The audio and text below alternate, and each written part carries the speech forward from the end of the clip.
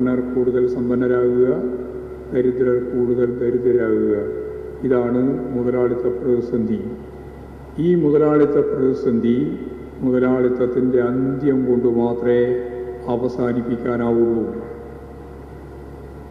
സാമൂഹ്യമായ ഉൽപാദനവും സമ്പത്തിൻ്റെ വ്യക്തിപരമായ കേന്ദ്രീകരണവുമാണ് ഉൽപാദനോപാധികളുടെ സ്വകാര്യ ഉടമസ്ഥതയുടെ അനന്തരഫലം.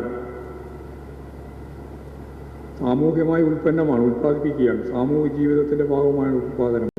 പക്ഷേ ആ ഉൽപാദനോപാധികളെല്ലാം സ്വകാര്യ ഉടമസ്ഥതയിലാണ്. അതുകൊണ്ടാണ് സമ്പന്നർ കൂടുതൽ സമ്പന്നരാകുന്നത്, അതുകൊണ്ടാണ് സമ്പത്തിൻ്റെ കേന്ദ്രീകരണം നടക്കുന്നത്, അതുകൊണ്ടാണ് മഹാഭൂരിപക്ഷം വരുന്ന മനുഷ്യനും സമ്പത്തിൻ്റെ ഒരു അംശം പോലും വേണ്ടത്ര ലഭിക്കാതിരിക്കുന്നത്. ഇത് കൂടുകയാണ്. AI സംവിധാനം ഇപ്പോൾ ലോകത്ത് വ്യാപകമായിട്ട് പ്രയോഗിച്ചു തുടങ്ങിയിരിക്കുന്നു.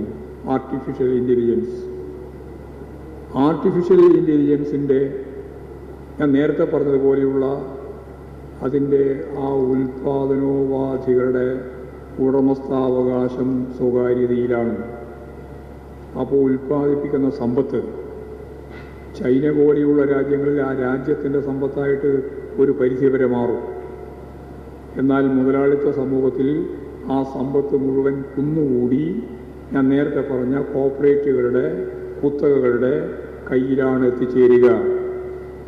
വലിയ പോരാട്ടങ്ങൾക്ക്, സമരങ്ങൾക്ക്, തൊഴിലില്ലായ്മ ഉൾപ്പെടെയുള്ള പ്രശ്നങ്ങൾക്ക് അത് ആധാരമാവുമെന്ന കാര്യത്തിൽ യാതൊരു സംശയമില്ല. ഇങ്ങനെ ഏതെല്ലാം വഴിയിലൂടെ മനുഷ്യ സമൂഹം മുന്നോട്ടേക്ക് പോയാലും ഈ ചൂഷണ വ്യവസ്ഥ, ഈ സമ്പത്തിൻ്റെ കേന്ദ്രീകരണം തകർത്ത് ഒരു പുതിയ ഉൽപാദന വിതരണ ഘടന രൂപം കൊള്ളാതെ മനുഷ്യ സമൂഹത്തിൻ്റെ വളർച്ചയെ മുന്നോട്ടേക്ക് നയിക്കാനാവാത്ത സാർവദേശീയ പശ്ചാത്തലമാണ് നമ്മുടെ മുമ്പിൽ ഇപ്പോഴുള്ളത്. നമ്മൾ ഈ ഇന്ത്യയിൽ ആഗോളവൽക്കരണത്തെ പറ്റിയെല്ലാം കുറേ കാലമായിട്ട് പ്രസംഗിച്ചുകൊണ്ടിരിക്കുകയാണ്.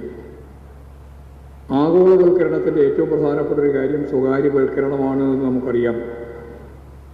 ഇന്ത്യയിൽ ഏറ്റവും പ്രമുഖമായ ഒരു വർഗം തന്നെ രൂപപ്പെട്ടു വന്നിരിക്കുന്നു.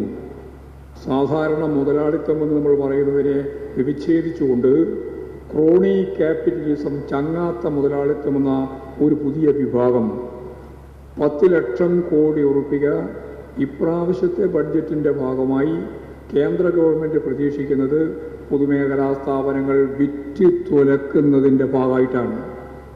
10 ലക്ഷം കോടി. ഇതാണ് ഇന്ത്യയുടെ ചിത്രം. വിത്തിന് വെച്ചത് കുത്തി തിന്നുക എന്ന് പറയുന്നത് പോലെയാണ്.